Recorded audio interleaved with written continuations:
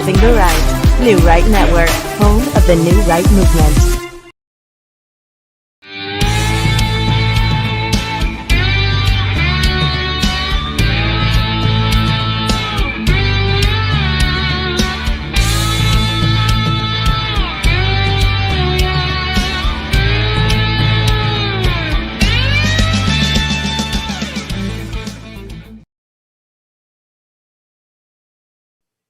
All right, welcome everybody to Right Now on the News Right Network. I am your host, James Dunn. Today's guest with me today is KevinSORBO.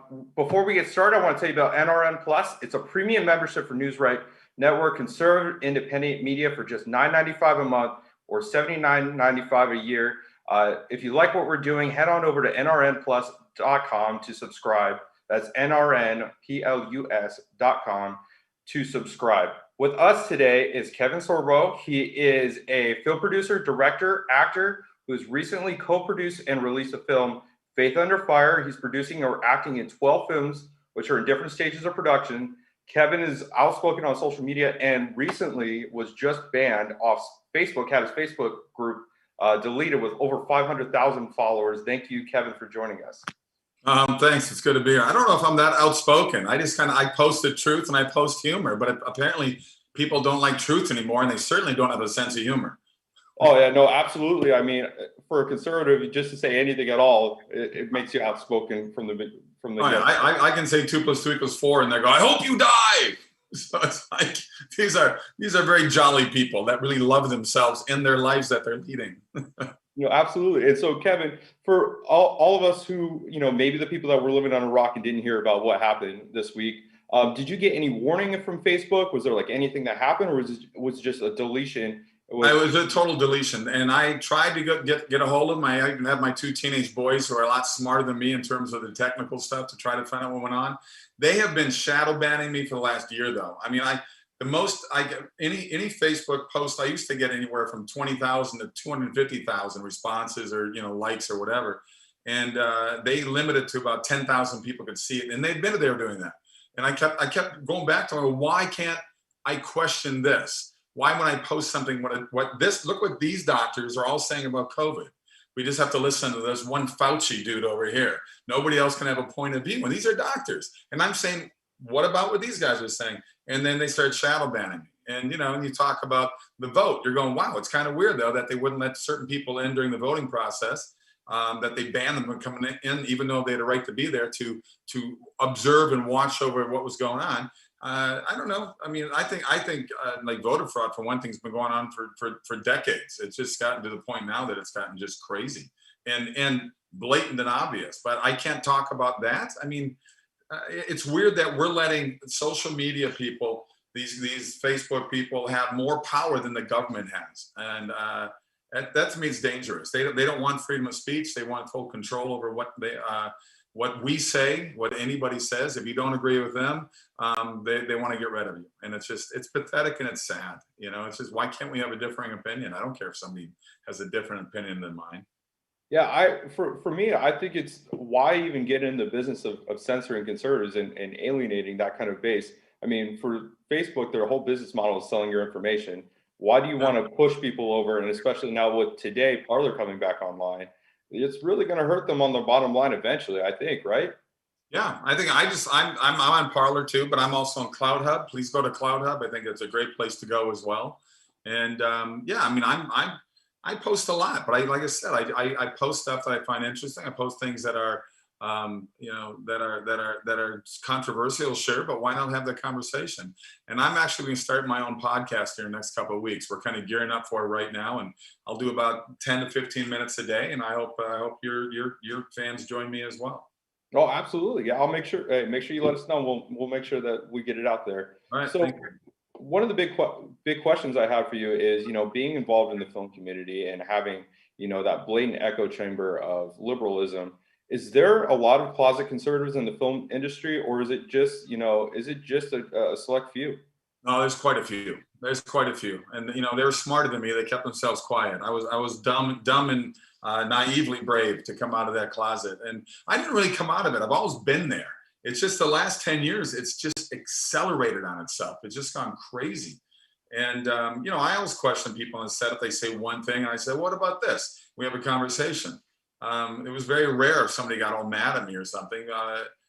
But there's a lot of conservatives in Hollywood. A lot of them are just afraid to open their mouths because I got blacklisted. There's no question. If it wasn't for independent movies, I wouldn't have a career anymore. So thank God for independent movies. And they're movies I like to do anyway, because I like an Avengers and movies like that, like anybody else, but it's all visual effects. I can never be Hercules in real life. You'll never be Superman, okay? But so I like to do movies that deal with real life and real issues and make people think, make them laugh, make them cry, have some hope, have some redemption, have some love and laughter in there as well, instead of all this violent, nasty stuff that seems to be coming out of Hollywood right now.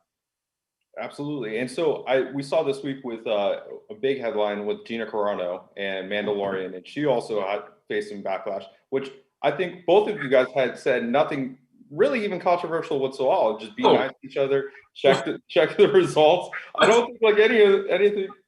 What she said, it made no sense to people. Take it. They what they want to do. It's all about deflection. This is what they do on the left. Everything they blame the other side for, they're already guilty of. But it's all about putting it out on them and doing it. She made a comment, and you could take that comment and twist it any way you wanted to take it. She was just saying, hey, well, ultimately she was saying, hey, let's have freedom of speech. We've been texting back and forth over the last week about this. So I hope that I can work with her one day. I'm a big fan. She's a fan of mine. And I know that she just signed to do a movie with Shapiro's company, and I called up Ben and I said, put me in that movie with her. I want to work with her. Hey, I'll be the first one lined up to go see Hercules and Gina Carano. So, so for me, I guess the question is, do you think we're going to start seeing that push as these more, I guess the conservatives are becoming more established in the film industry with their own independent films like Daily Wire, that we're going to see more conservatives come out in the film industry? I think we will. I think it's going to be slow going, but I think we're reaching a tipping point right now. People are getting so tired of this cancel culture out there. These little dweebs out there that hate themselves so much that they want to destroy your life and my life and her life. And I mean, it's just crazy to me that what she said was nothing. And it takes just a few people to wreck somebody's life. And it's weird. These people must be so perfect that they've never done anything wrong in their lives. They need to write a book so a bad person, a horrible sinner like myself, can learn how to be as perfect and amazing as they are, because they've obviously done nothing that they can be embarrassed about. They don't harbor any hate or anger at anybody. They're there to protect you and me from people like you and me. No, absolutely. And I think it's crazy that, you have this culture of, I guess, elitism that, obviously what you were talking about is like, no one can do anything wrong. And then you see a lot of the people on the left are getting excused for things that I believe are a lot worse than some of the things that the conservatives are doing. Like we saw with country music star Morgan Wallen dropping the N-word on a video this week. And he's cool. He's back and fine because he's on the left. But, conservatives can't even question little things like, hey, why don't we look into this document? Why don't we look into what this doctor's saying? And it's just like you just killed a bunch of people, right? Like, and then there's almost no coming back from it. And how do you think we move forward as a culture to kind of get away from this cancel culture? Because I think apathy is the biggest killer. People just give up and they go, oh, what are you going to do? And it's getting worse and worse every year. And we got to stand up and fight. This is ridiculous. That's one thing I'll give the left. They have a lot of passion to be angry about stuff. I look at the Antifa guys. They say they're against fascism. They are the fascists. I mean, it's like they're going down the streets and they're destroying people's businesses, attacking people with baseball bats and metal crowbars and shooting people. I mean, it's so weird that we're governors and these local level mayors and stuff are letting this happen in our states and our cities. It makes zero sense to me. And we need people to get some, grow a pair and stop this ridiculousness. And, if people think socialism and Marxism and communism is so amazing, then tell me why nobody's taking boats from Key West down to Cuba. Why aren't these people going down on vacation in Venezuela? I just met two guys from Venezuela just 2 days ago. I went to get, with my son, we're trying to find a car for him. They both work at the dealership, and they were telling us all about the reasons they got out of Venezuela. It's the same reasons that are happening here in America. They need to hear from those people, not from me. Hear from the people that actually live on those type of governments. Why people think that's amazing to me is incredible. And I think it really comes down to they've had so many failures in their own life. They want to drag everybody down with them, because the misery loves company is a statement that's been around forever. And they hate people that have worked hard and are successful and putting in all their hard work. Look, I have failure after failure. I'm a 13-year overnight success in Hollywood. It wasn't handed to me. My dad was a school teacher. I'm the fourth of 5 kids. We didn't have any money. My clothes were hand-me-downs from my 2 older brothers growing up. I mean, it's just, these people that come after me on Facebook and got rid of me, I want to meet them. They know who I am. I don't know what they look like. They know who I am as Kevin Sorbo, the guy who played Hercules. And I know that in there, and the Fed in the Capitol, yeah, I took that Hercules guy out, and they're having beers and laughing about it. I'd like to meet them in person, not a fight. I'm not looking for a fight. I'm looking for them to meet me face to face and tell me why they took my program down. Why? They don't have the guts to do it. They hide behind the little computer. They're in there living in their parents' bedroom, and they're 34 years old, and they love the little power they have over people's lives like me. They're pathetic. Absolutely. So we have a couple questions that are coming from the chat. Fiber asks, advice for a Christian conservative artist, like she's a designer, that kind of wants to break into the art world, like obviously is very heavily liberal. Do you have any advice for somebody who's a conservative that's trying to break into something like that? If you're afraid to come out of that shell, you're afraid to hurt people's feelings or be attacked, then I say, then just go with the flow. I hate to say that, but to me, then that's you're not being truthful to yourself. I mean, it certainly has cost me a much larger career. I mean, I had Hercules, 7 years, the most watched TV show in the world. That's a 5-year series and Andromeda after that. I mean, how many actors in the history of Hollywood could say they had a lead in 2 series that lasted 12 straight years? Now, I've shot over 60 movies since then. Yeah, there's a dozen that suck, but you don't go do these movies thinking they're going to suck. But the reality is, you got to stick by your what you believe in, and you don't have to wear that out on your sleeve. But when you're in the business and you're approached by people that are saying this and that and the other thing, just ask them, why do you feel that way? Why can't we have a discussion about that? Why do you feel socialism is such a wonderful way to go, that is so perfect? Capitalism isn't perfect, but it's what made America the greatest country in the world. People still want to come to this country. Why do we have yet another wave of people south of the border wanting to get in America? We can't keep promising free stuff to people for everything, because these people that think it's a wonderful thing just to give handouts to people, they're either idiots or they're just uneducated, because there's nothing free. Somebody's paying for that stuff. And even Maggie Thatcher said, while she's fighting the socialist movement when she was the Prime Minister of England, she said the problem with socialism is eventually you run out of other people's money, and that's what you do. And it just doesn't work in the long run. Our forefathers were brilliant, and they didn't make a constitution for the day. They made a constitution that was supposed to last forever. And for now, we're going after freedom of speech. We're going after gun control, we're after other stuff. Look, I'm a proud gun owner. I have a carry license. I have everything. I'm a good shot. My boys are unbelievable. We go out once a week to the range and keep nice and sharp. And we got all kinds of weapons in the Sorbo household. Just FYI. Well, I guess that kind of leads into our next question.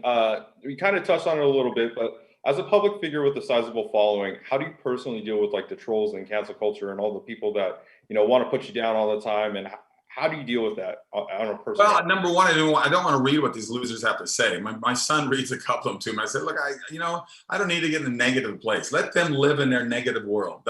They live in a black hole, and they want to suck all of us down with it. Like I said, I wish I could meet them. I wish I could get in a big room with them and meet them all and see if we could have a discussion. I know all they're going to do is want to yell at me, because that's all they know how to do is be anger and yell. Because like I said, I'm playing shrink here, but I don't think these people like who they are. They don't like their own personal lives. So they're doing everything they can to try to make themselves feel better about how pathetic their lives are. It's not my problem if you've had failures in your lives. I've had plenty of failures in my life, but I use it as a positive instead of a negative. They don't know how to do that. So you can't really deal with them. The only way it could change their minds, I think, is if I actually met them one-on-one. And I'm sure I've passed these people to airports and lobbies, hotels, or whatever. But like I said, they don't have the guts to come up and talk to me and say, dude, don't like what you do. And I go, fine, let's talk about it. But they always want to come in with a baseball bat. As I said, they don't have the balls to sit down and have an actual intelligent conversation. But maybe one day that'll change. But there's not much I can do on the internet to change people's minds. I guess for my follow-up for that, I guess, is do you find that you get more stuff online and not in person at all? Do you get anything in person really? I've only had one person in the last 5 years that came up to me and said something to me at the airport at Los Angeles one time. That's crazy. It was a crazy woman. I mean, you couldn't understand what she was saying. Some was gibberish coming out of her mouth. But no, most people walk up and say, "Hey, dude, we're on your side. We love the movies. We love the movies that you do are family friendly, movies that have faith and redemption and love and all that kind of stuff. Because that's the things I want to do. And so I'm going to keep doing it. You can't, like I said, it's most of the time it's that. I rarely get people coming up to me and getting mad. The only people ever come up to me and get in my face are the TMZ guys. I just kind of laugh at them, it's because they're always looking to try to trip you up or try to say something. And I just laugh and go, dude, there's bigger stars than me. Why don't you wait for some of those guys? You don't need to talk to me. I'm boring. All right. So kind of, you touched on it a little bit. You do a lot of Christian family faith movies. Manny has a question. What is your favorite Bible verse? Oh, wow. That's a good one because there's so many good ones out there, right? I think it's in Proverbs. The fear of God is the beginning of wisdom. It's a short and simple one. The fear of God is the beginning of wisdom. So go check that one out. Awesome. Rose has a question. Sure. We talked about this a little bit before the show. Do you think Trump will run for president in 2024, or do you think he has other plans? I don't know. I think he's got other plans. Who knows? I mean, you can't put anything by him. We golfed together years ago. I haven't seen him in 15 years. Well, Saturday night, I was just out here at a restaurant, and he happened to be 2 tables away, and he came up to me because he reposted me on Twitter like about 10 times over the last 2 years. And he came up to me with Don Jr., his son, and they said, "Hey, we love what you're doing." He kept calling me Kev. I thought, that's so cool. He goes, "Kev, I like what you're doing. It's awesome." So I'm gonna post a picture we took with him here. It was just 2 nights ago, and it was cool to see him again. He came walking in. He had just been acquitted for the 2nd time. They'll probably go after him again. I heard now they're going to go after Abe Lincoln, though, and impeach him too. So anyway, he came walking in and everybody stood up and applauded it. It was great. It was great. Look, my mom didn't want to vote for him. She says, "I don't like him." Okay, this is what the press did to him. They vilified this guy. Before he ran, if you go back 5 years ago, the liberals loved him, the Democrats, the progressives, everybody loved Trump. They thought he was kind of hanging on both sides. Once he chose his side, the press just went after him. Okay, you cannot like him for whatever reasons you don't like him. But if you get past the stupid thing that's bothering you about him as a person or a man, look at what he did for the country, guys. Obama was there for 8 years and doubled Black unemployment. He made Black and Hispanic unemployment the lowest it's ever been. The stock market did fine under Obama. He exploded it even more. Guys, if you look at the number of things, you actually look at the accomplishments he did. I just named 2 of so many. Give him some credit for at least doing some stuff that he actually said he was going to do. I mean, people get in my face about the wall. We shouldn't have walls. So I asked, first thing I was thinking, I go, "Do you lock your house at night when you're in bed?" "Well, yeah." "Really? Do you lock your car when you go out to the grocery store?" "Well, yeah." "Why do you do that?" "Well, I don't want somebody breaking in." I go, "Well, duh.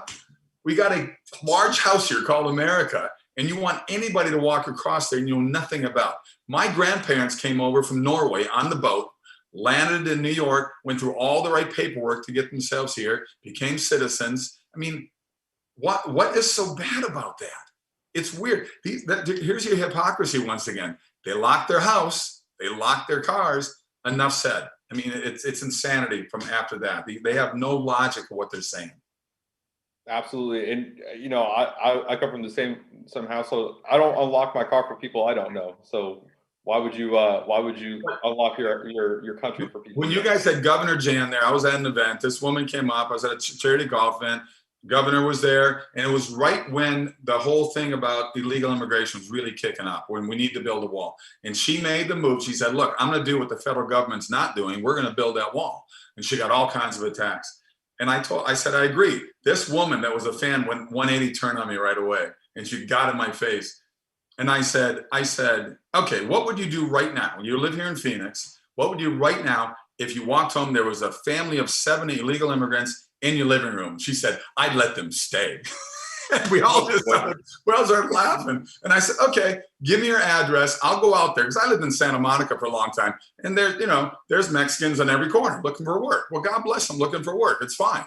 But I said, I'll go find 7 and bring it to your house. Hell, you want your relatives to leave after 4 days at Christmas time, okay? Don't tell me I let them stay. I love the phony righteousness of the left. It cracks me up because they care so much more than we do. Us bad conservative people. We're such evil, evil people. I'd let them stay. I still laugh every time I think of that woman.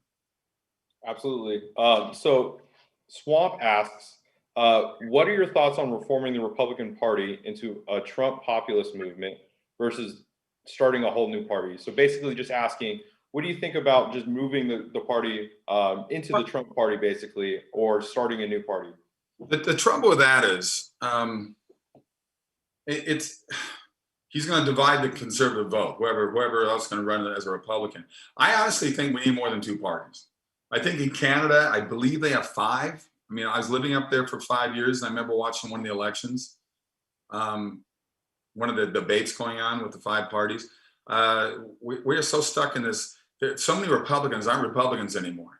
And I tell my liberal friends, I said, if you bring up JFK, what did you think of JFK as president back in 1960 and all that? Oh, man, he was great. And I go, why don't you go listen to his 1960 inauguration speech? And if you tell me if that's any Democrat who talks that way today, because he sounds like a full-on Trump Republican almost. And what the one thing he said during that speech, and it's on his gravestone, is ask not what your country can do for you, but what you can do for your country. There ain't one Democrat that says that today, not one. They want cradle and grave responsibility for your life because you don't know how to live your life. They know how to live your life better for you. And they also know how to spend your money better than you know how to spend your money. So there's a reason why there's such a floodgate of people leaving California, for instance, into Arizona, where you are, into Texas, into Tennessee, into Nevada, into Florida. I mean, people are leaving in droves. And there's another big furniture company I just read that has 3,000 employees based out of Laguna or somewhere near San Diego. They're relocating into outside of Houston. I mean, there are another 3,000, and I believe almost like 90% of employees are going with them from what I read. What does that say when everybody's leaving? LA County's losing 200 people a day, and they're going to other states. I mean, this doesn't that, it's weird to me. It makes, I wish I could wrap my head around the logic of these people in power that are doing so many bad things for people's personal lives that people are leaving to find a better way to have an existence and have freedom.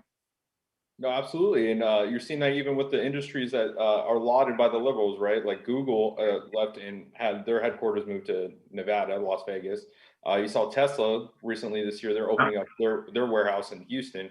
So like even their big industries that they're in love with and all that GDP that they brag about, it's quickly leaving out of the state as well. Yeah, well, look, Hollywood can jump in bed with the whole socialist movement. I mean, you look at Disney, Universal, Paramount. They're a capitalist business still, guys. They're going to make their next Avenger movie because they know they're going to make $2 billion on it. Who are we kidding here? To sit there and play this righteous thing. But they know that under 30-year-old crowd is the type of people that go to movies 2-3 times if they love the movie. So it's all about dollars. And these people get sucked into it and believe it. And it's just, these wealthy people, they can afford to be socialist, guys. They don't live that way. They got their private planes, they got their yachts, they've got their 3 homes in, Aspen and New York and maybe one down in Australia. I don't know. But I mean, come on. It's just so easy to get sucked into this thing and think, well, look at this famous person who's on our side. Yeah, that famous person's got 2 airplanes and 4 cars and 3 homes, but they know what's best for you. And the hypocrisy, once again, just gets so pathetic to me. And it gets exhausting, but I appreciate you guys fighting the fight that you're fighting too, because we got to wake people up. So as I said, apathy is the biggest killer out there, and people just get fed up, and a lot of people just give up, which is not the way to go. Absolutely. So we'll end on a little bit of a sillier question. Mike asks, who would win in an MMA fight, Gina Carano or Lucy Lawless? Well, Gina would kick her ass. I mean, who are you kidding? I mean, she wouldn't have a chance with her stunt people doing it. I mean, look, I wouldn't have a chance. I would need my stunt guys to go in there. Are you kidding me?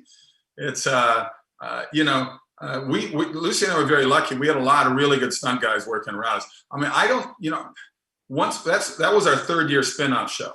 So once that show spun off, we never shot in the same location. We did a couple crossover episodes and stuff, but we never saw each other. The last 5 years of my series down there, it was impossible, the hours we worked.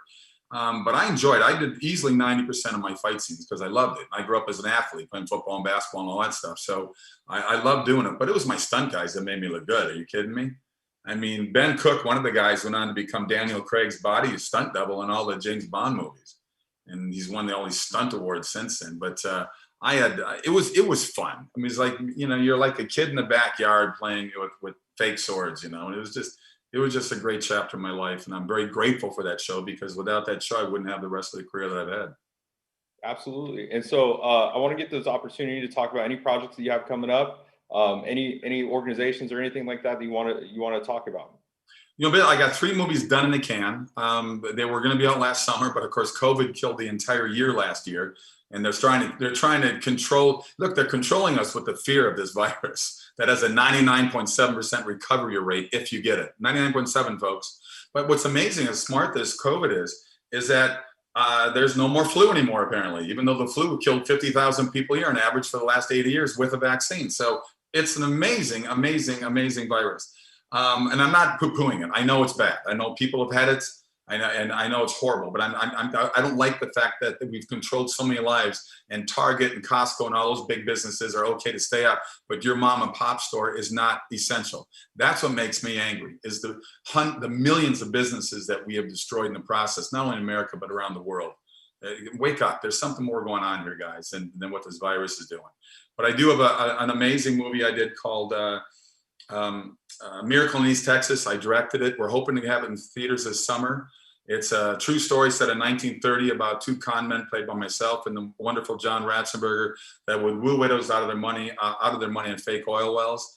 Lou Gossett Jr. is in it. He's awesome. Tyler Maine's in it for the WWF fans. He's a wrestler, but he's also Sabretooth in the X-Men movies, a 6'9" big dude.